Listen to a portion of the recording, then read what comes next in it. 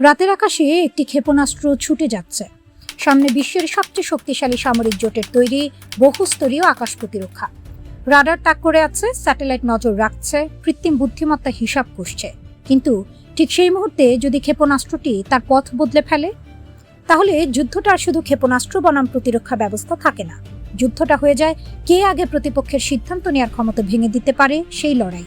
আর এই লড়াইতেই এখন নতুন বার্তা দিচ্ছে তেহরান। ইরানের বিপ্লবী গার্ড বা আইআরজিসির দাবি, তাদের কিছু ক্ষেপণাস্ত্র উড্ডয়নের মাঝপথে গতিপথ পরিবর্তন করতে পারে এবং শত্রুর আকাশ প্রতিরক্ষা এড়িয়ে যেতে পারে। আইআরজিসির এক মুখপাত্র দাবি করেন, ইরানি ক্ষেপণাস্ত্রগুলো উন্নত গাইডেন্স ব্যবস্থায় সজ্জিত এবং কিছু ক্ষেপণাস্ত্র প্রতিরক্ষা ব্যবস্থা পাশ কাটাতে মাঝপথে গতিপথ বদলাতে সক্ষম। এই একটি দাবির মধ্যেই লুকিয়ে আছে ইরানের নতুন যুদ্ধ দর্শনের বড় ইঙ্গিত। কারণ তেহরান যেন বলছে, আমেরিকার শক্তিকে শক্তি দিয়ে মোকাবিলা করার দরকার নেই, বরং এমন একটি যুদ্ধক্ষেত্র তৈরি করতে হবে যেখানে আমেরিকার প্রযুক্তিগত শ্রেষ্ঠত্বই ধীরে ধীরে তার দুর্বলতায় পরিণত হয়। ধরা যাক, একটি মার্কিন রাডার শত শত কিলোমিটার দূর থেকে ক্ষেপণাস্ত্র শনাক্ত করল। সিস্টেম তার গতি, উচ্চতা এবং সম্ভাব্য গতিপথ হিসাব করল। এরপর ইন্টারসেপ্টর ছোড়ার সিদ্ধান্ত হলো।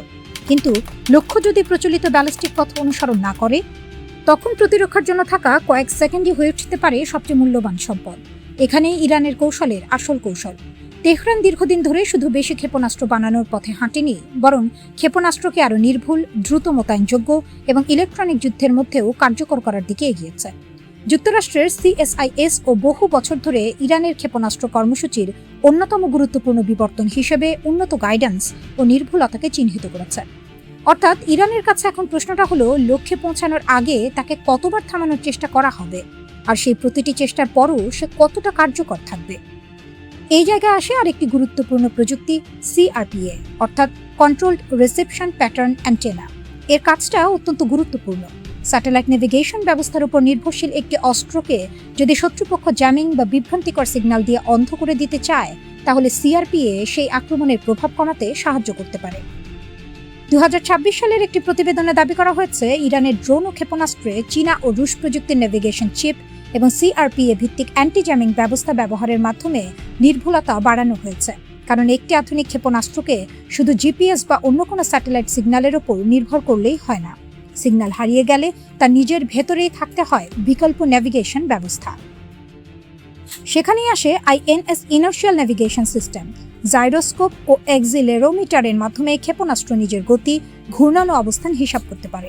স্যাটেলাইট সিগন্যাল দুর্বল হলেও এই ব্যবস্থা তাকে পথ ধরে রাখতে সাহায্য করে। অর্থাৎ যুদ্ধক্ষেত্রে ইরানের লক্ষ্য যেন একটাই, একটি ক্ষেপণাস্ত্রকে এমনভাবে তৈরি করা যাতে তার বিরুদ্ধে একই আক্রমণ বারবার কাজ না করে। আমেরিকার শক্তি হচ্ছে তার বিশাল sensor network, satellite, radar, AI এবং বহুস্তরীয় ক্ষেপণাস্ত্র প্রতিরক্ষা। আর ইরানের পাল্টা কৌশল হতে পারে এই বিশাল নেটওয়ার্কের প্রতিটি স্তরকে একসঙ্গে চাপে ফেলা। একটি ক্ষেপণাস্ত্র আকাশে উঠবে, আরেকটি অন্য দিক থেকে আসবে। ড্রোন তৈরি করবে বিভ্রান্তি, ইলেকট্রনিক যুদ্ধ ব্যাহত করবে যোগাযোগ।